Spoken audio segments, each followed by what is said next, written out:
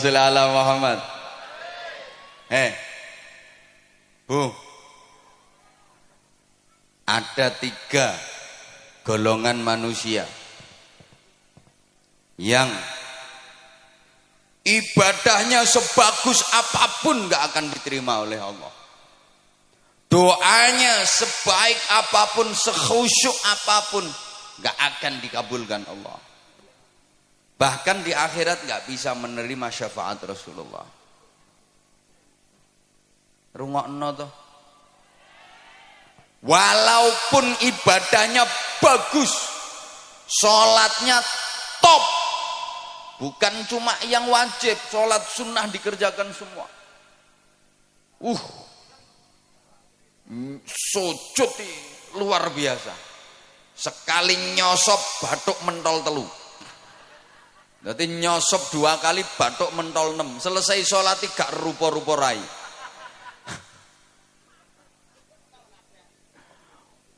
Poso bendino, sodakoh nyah-nyoh, zakat orang mufakat, wiridan sak dalan-dalan maca Quran yo turut ratan.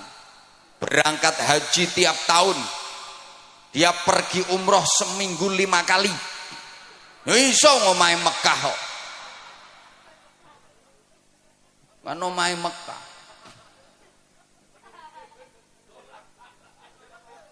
Wis tak pikir aku ngomong. Ora iso kowe apa mbantah ora iso. Gak mungkin seminggu umroh berangkat ping 5. Omahe Mekah kok.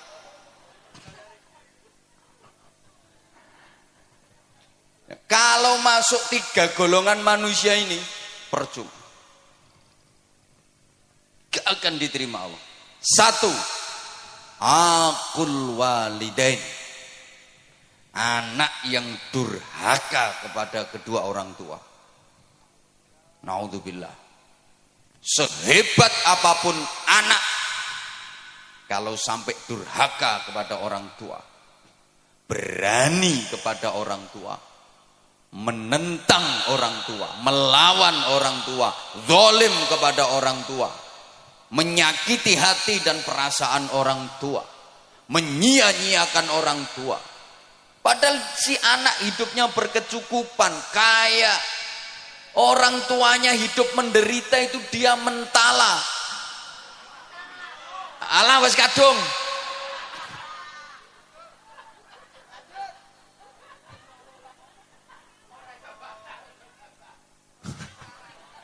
Sing ceramah aku apa sampean? Lah iya.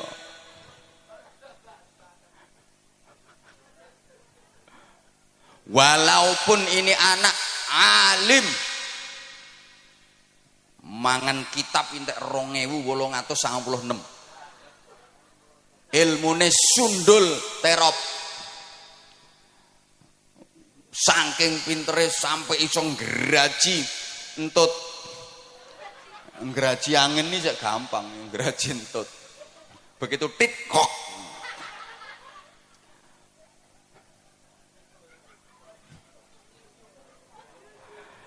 Kalau berani sama orang tua, menyakitkan orang tua, durhaka kepada orang tua, seluruh ibadahnya ditolak sama Allah. Doanya nggak akan dikabulkan oleh Allah. Bahkan di akhirat dia nggak bisa menerima syafaat Rasulullah. Walaupun secara lahiriah orang tuanya seakan-akan bersalah. Karena dalam hubungan anak dengan orang tua itu undang-undangnya cuma ada 2 pasal. Pasal 1, orang tua tidak pernah bersalah. Pasal 2, apabila orang tua melakukan kesalahan kembali ke pasal 1. Ya gak mumet memang pasalnya cuma 2 kok. Jadi hubungan anak kepada orang tua itu pasalnya cuma 2 undang-undangnya. Pasal 1, orang tua tidak pernah bersalah. Pasal 2, apabila orang tua melakukan kesalahan kembali ke pasal 1. Sehingga kalau sampai terjadi anak ribut sama orang tua, anak gegeran sama orang tua, demi Allah di apa-apa no sing salah anaknya. Ana sing mikir ketara gak rukun kae.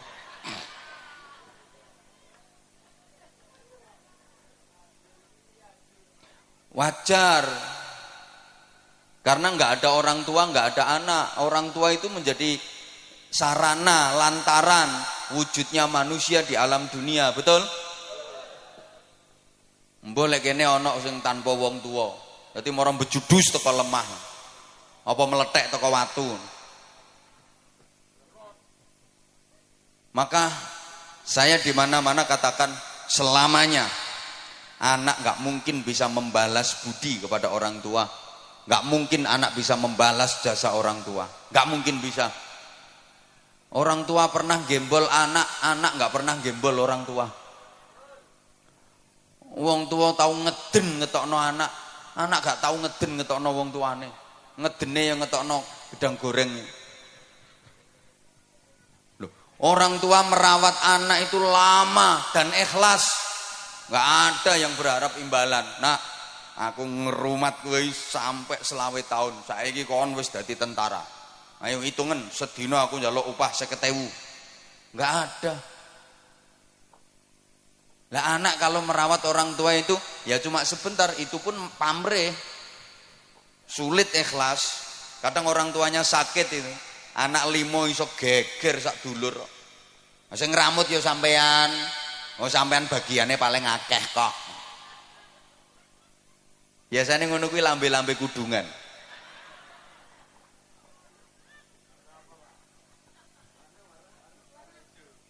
Halo. Halo. Ya. Rungokno. Orang tua merawat anak itu yang diharapkan hidupnya anak. Sing diharap-harap uripe. Lah nek anak ngramut wong tua iki mek karo nunggu matine kok. Sorry ya. Orang tua itu mau gantiin sakitnya anak. Kalau anak nggak mau gantiin sakitnya orang tua. Orang tua rela menggantikan derita anak. Kalau anak nggak mungkin mau menggantikan derita orang tua. Saya udah sering kasih contoh. Orang tua itu punya anak sakit, anak masih kecil sakit. Ya Allah, nangis. Semalaman nungguin anak nggak tidur. Dia nggak rela seekor nyamuk pun menggigit anaknya, hinggap di tubuh anaknya. Ditunggoni sampai gak turu, nangis memohon kepada Allah, ya Allah biar saya saja yang gantiin sakitnya anak saya asal anak saya sehat. Tapi anak gak mungkin mau gantiin sakitnya orang tua. Maaf, ayo coba sampean misalnya punya orang tua sudah pikun, ayo sampean gelem genteni, ya Allah kula sing pikun mawon.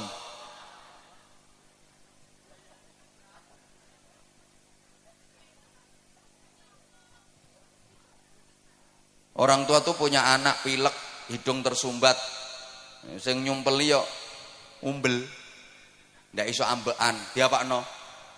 Disedot, dicucup, masya Allah, umbel ya dicucup. Ayo bu, misalnya bapak sampean umbele meler, mriki pak, kula dilatane pak.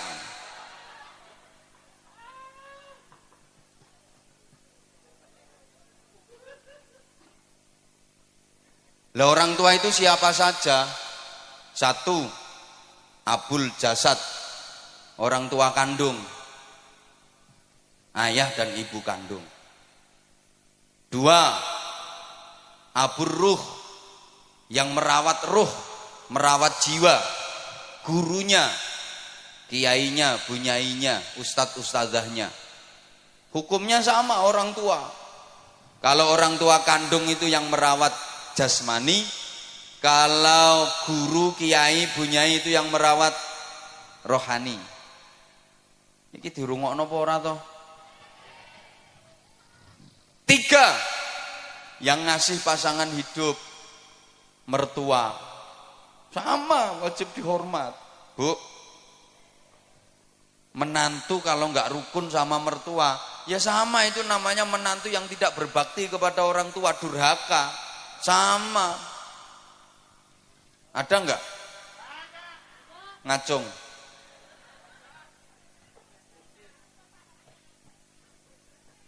Sing akeh mantu gak rukun karo maratuwa, ya mantu wedok.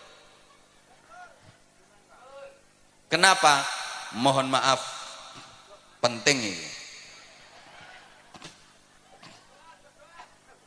Perempuan itu cenderung serakah.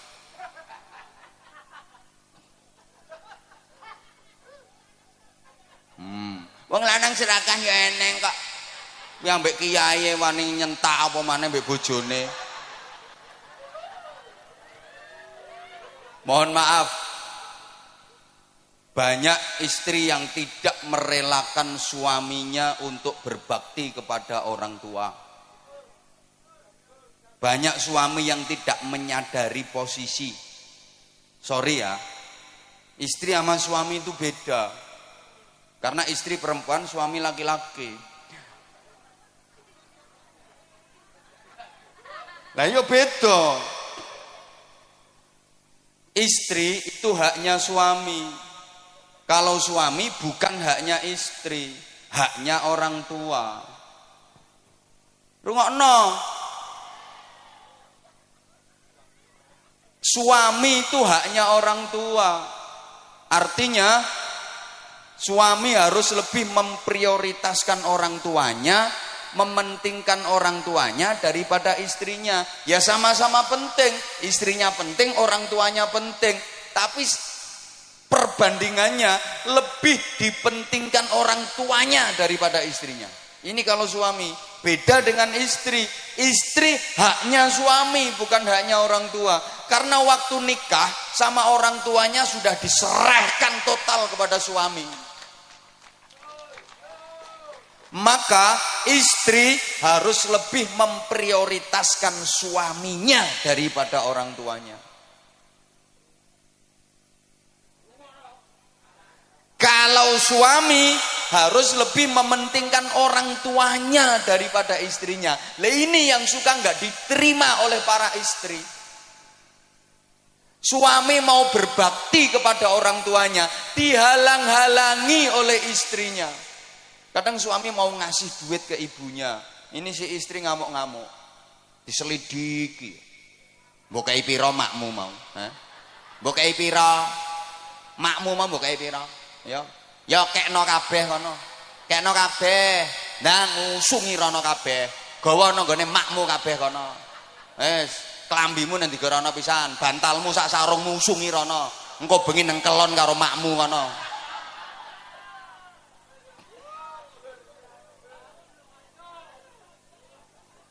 Suami mau berbakti kok dihalang-halangi. Bu, ibu harus sadar, bagi suami orang tua itu prioritas daripada istri. Bu, ikhlas nggih? Relakan suamimu berbakti kepada orang tuanya. Yang orang tua suami adalah mertuamu. Maka istri solehah, calon-calon bidadari surga, itu adalah perempuan-perempuan yang mengikhlaskan, merelakan suaminya berbakti kepada orang tuanya. Suaminya lebih mementingkan orang tuanya daripada dirinya sendiri. Itu perempuan-perempuan solihah, calon-calon bidadari surga. Nggih Bu nggih? Nggih Bu nggih? Jadi misalnya, Bu, suami ibu punya duit 10 juta. Nah, ibu sebagai istri dikasih 3 juta, yang 7 juta dikasihkan ibunya suami. Ikhlas nggih?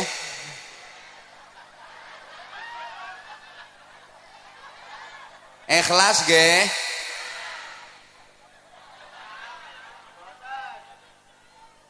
Ikhlas mboten?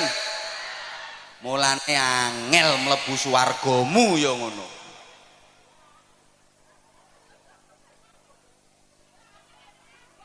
Loh, namanya lebih diprioritaskan ibunya daripada istrinya kok. Dadi nek bojomu kuwi ndek duit 1 juta, sampean sebagai istri dikasih 300.000, yang 700.000 dikasihkan ibunya suami, dikasihkan mertuamu. Ikhlas nggih? Sapa ngomong tak jotos mau?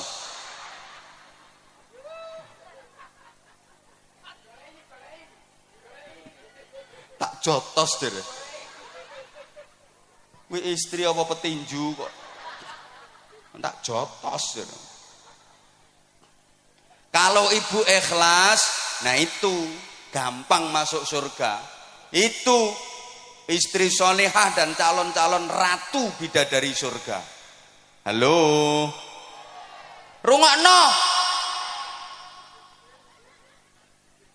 Jadi sampeyan niku Bu, kalau dikasih uang belanja sama suami, sebelum nerima duit itu sampean ngomong, "Mas, aku sampean kei duit ngene iki, buke sampean kei to ora?" Lek buke sampean kei ya aku gelem nrimo duit iki. Lek nek buke gak sampean kei, aku mau nampani, Mas. Buke kei sik kudu luwih akeh. Lek buke wis sampean kei, lagek tak trimo. Ngoten nggih? Pret. Pret.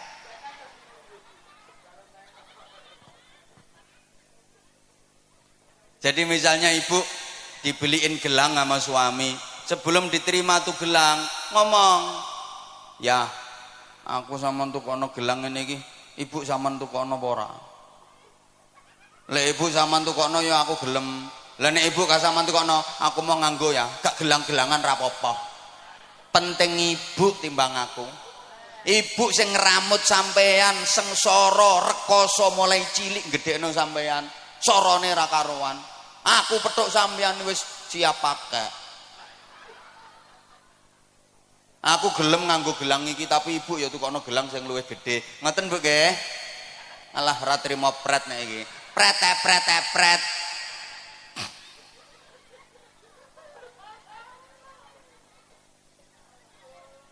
Ibu. Jadi misalnya ibu mau diajak berangkat umroh sama suami, ibu harus ngomong, "Ya, aku kata dijak umroh, ibu sampean jak tak gak. Lek ambek ibu aku ya gelem melu ya. Lah nek ibu gak sampean jak, aku ya mau. Padha-padhane duwe sampean pas-pasan. Berangkat ambek ibu ae. Aku kari-kari gak apa-apa. Penting ibu timbang aku."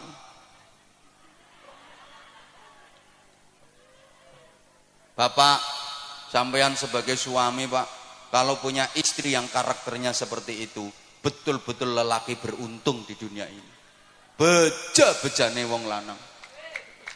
Subhanallah. Itu istri solihah yang memuliakan suami dunia akhirat. Betul Pak. Kalau Bapak punya istri dengan tipikal seperti itu, aku pesen Pak, ramuten sing apik, jangan sia-siakan. Betul Pak. Perempuan seperti itu Pak, sebelum mati jangan dikubur dulu.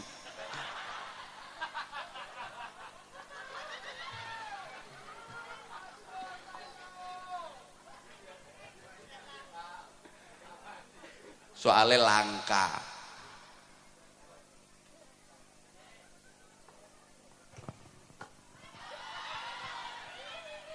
Loh udah 1,5 jam loh ini. Yang kedua, yang kedua, mahal yo gak melok urun kok. Yang ibadahnya pasti ditolak, doanya nggak mungkin diijabah, dan di akhirat nggak bisa menerima syafaat Rasulullah adalah para istri menengok. Lu memang iya kok. Istri-istri yang suka melukai perasaan suami, menyakiti hati suami padahal suaminya benar, dan suka membebani suami di luar batas kemampuannya. Tak baleni. Pengumuman. Ibadah sebaik apapun gak akan diterima Allah, doa sekhusyuk apapun gak akan diijabah Allah, dan di akhirat gak bisa menerima syafaat Rasulullah. Siapa? Istri-istri yang suka melukai perasaan suami, menyakiti hati suami padahal suaminya bener. Aku gak bakal suami sih gak bener. Alah rungokke sik. Ucul ya ben balon murah kok. Balon ucule geger ndangak kabeh. Tuku meneh 5.000 kok. Hah? Malah mek 3.000 gegerno pengajian. Halo? Halo? Bu, ini beneran loh, Bu. Rasulullah pernah cerita, besok di akhirat itu ada perempuan yang wujudnya enggak wujud manusia, bentuknya enggak bentuk manusia. Tapi ndasnya alah. Ndasnya itu ndas celeng. Terus awaknya awak menengok lagi. Awaknya awak khimar. Wis gampangane ndase celeng awake jaran. Hi. Ngeri. Ndase celeng awake jaran. Siapa itu? Ya tadi perempuan yang suka membebani suami di luar batas kemampuan. Wong suami lo penghasilannya sebulan ini lo cuma 2 juta. Nek njaluk blonjo saulan sampai 250 juta.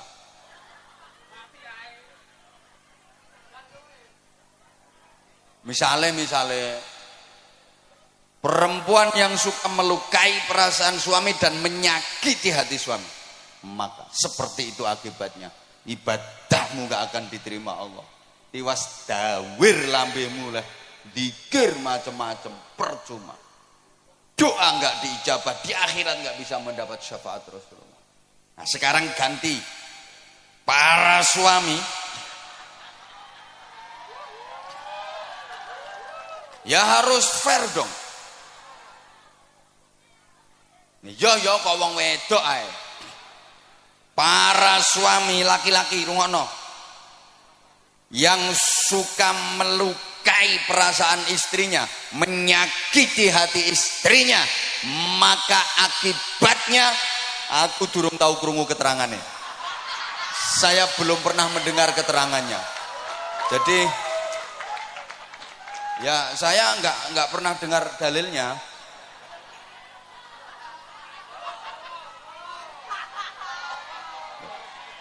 Lah nanti kalau saya sampaikan yo malah keliru kabeh wong. Saya enggak pernah denger kok.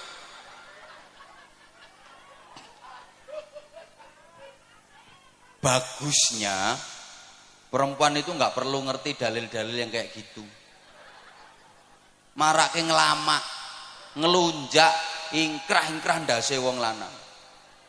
Lho wong istri itu lo enggak ngerti dalil lho, suami iso kalah. Apalagi ngerti dalil, malah nyenyek wong lanang. Memang istri-istri itu nggak usah ngerti dalil-dalil kayak gitu, bahaya. Wong nggak ngerti dalil sing lanang kalah kok, pemane ngerti dalil. Mulane bro, sing urung rabi ya. Besok nek rabi golek wong itu sing goblok-goblok kae, gampang dihapusi.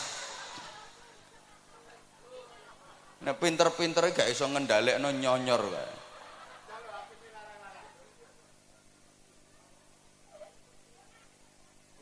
Yang ketiga udah itu berlalu. Yang ketiga, orang yang mutus silaturahim. Itu yang ibadahnya nggak akan diterima oleh Allah. Doanya nggak diijabah sama Allah. Di akhirat nggak bisa mendapatkan syafaat Rasulullah. Maka itu perlu kita hindari 3 hal tadi. Allahumma sholli ala Muhammad. Nah, selanjutnya jamaah rahimakumullah, perlu perbaikan diri. Peningkatan kualitas ibadah. Baik yang vertikal, hablum minallah, ibadah ritual, maupun yang horizontal, hablum minan nas, ibadah sosial. Halo. Dilanjut mboten? Oke, tak imbui. Ya, ini ibarat kerja itu lembur berarti. Tambahan durasi ya. Gini. Yo, hidup ini harus selalu ada peningkatan dan perbaikan. Slogane hari ini harus lebih baik daripada kemarin. Dan esok harus lebih baik daripada hari ini. Dalam menjalani hidup, pantang bagi kita untuk berprinsip aku masih seperti yang dulu. Aku begini, engkau begitu. Itu sama saja. Kalau orang Jawa bilang sami mawon. Nek diteruske bokonge Mbak Mi dintup.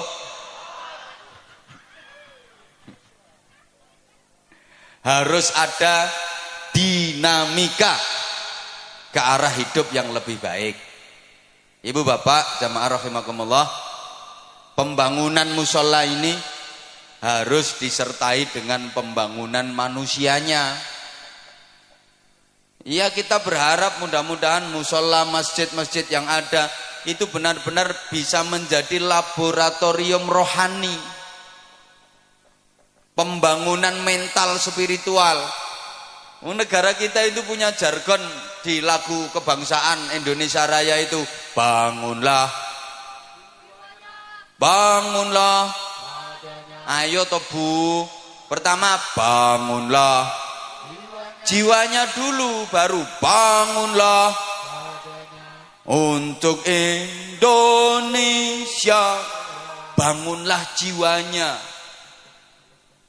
Pembangunan jiwa itu menjadi sangat penting.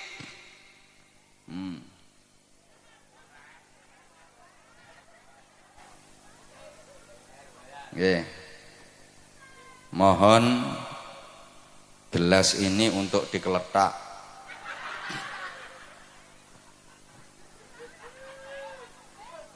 Untuk pembangunan sorban. Nggih. Iya.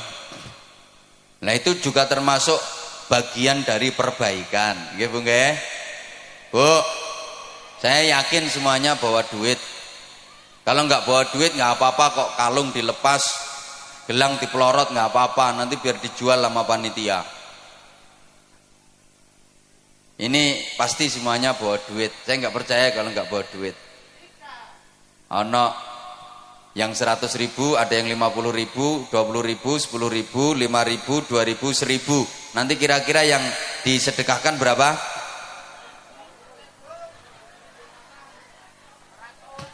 Perlu diingat, sedekah itu yang penting banyak walaupun tidak ikhlas. Daripada ikhlas cuma sedikit. Tak baleni.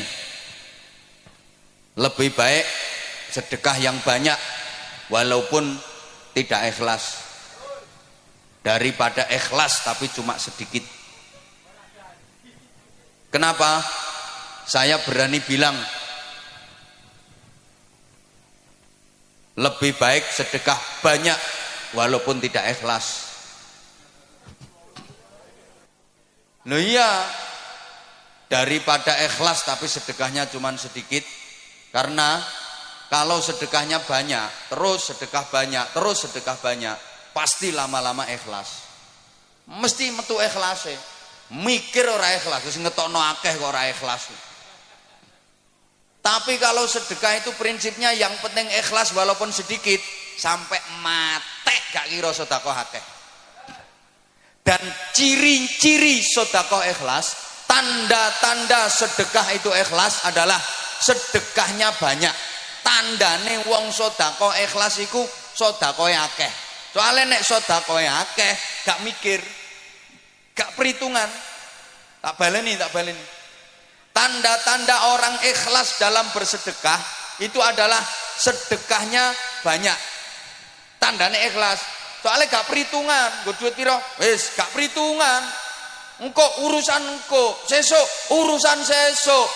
Rezeki akeh sing guri mesti ditempui, diganti sama Allah dengan ganti yang lebih banyak. Itu tandanya ikhlas. Nah, di antara tanda-tanda orang sedekah tidak ikhlas, itu sedekahnya nilainya kecil, sedekahnya sedikit, tandane wong perhitungan. Duitku karek 200, engko nek tak sedekahno 50, lak karek 150, sesuk bayar kreditan 70. Anakku sangune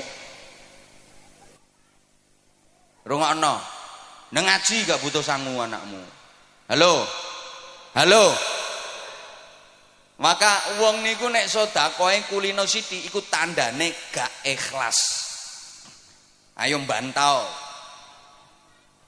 Sedikit banyak itu bukan jumlah dan nominal, tapi prosentase dan pembanding.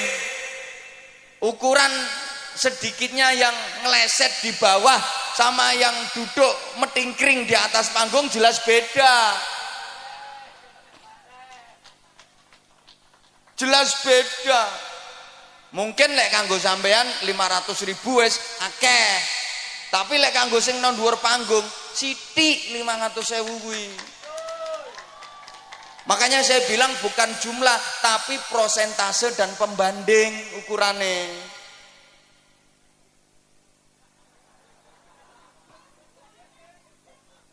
Lah iya, makanya kalau saya katakan di antara tanda ikhlas dalam bersedekah itu sedekah nominalnya banyak, nilainya banyak. Kuwi tandane ikhlas karena dia nggak perhitungan.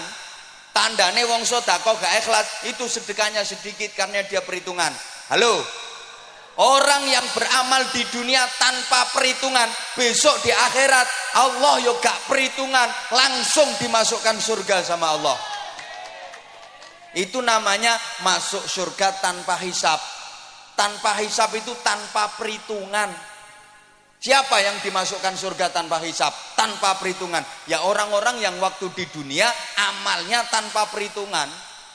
Malaikat yang meriksa itu langsung didhawuhi sama Allah, kasih instruksi. Malaikat, itu orang waktu di dunia amal tanpa perhitungan. Udah sekarang langsung masukkan surga tanpa diperhitungkan amalnya. Coba tuh orang Bojonegoro kok. Langsung ke surga.